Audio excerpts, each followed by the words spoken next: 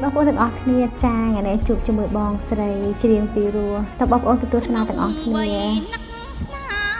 តែស៊ូលៀងបងបនសាក់ឋានៈផផងចាត់ដូចកន្លងបោះបងតងតាយុទ្ធទៅចន់ព្រំដែនរែកពុនមើលសែនពុំមានបញ្ហាសូប្រសង្សារដើម្បីខែប្រាសុខសានអប់ព្រិលបែកផ្សែ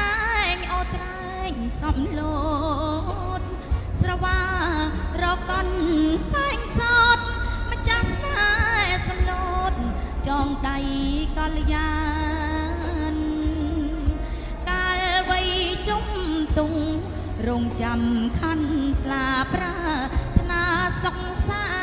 នប្រែក្លាយមិនបាន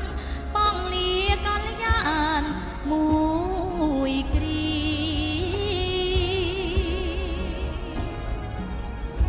អង្គភពចង់ស្នេហ៍ឲ្យតែជាតិរុងជាតិមានតែទយងបងនៅនឹកឈ្មោះបំមាងីអូននងបែដងកំព្រីអីឡើជួបគ្នា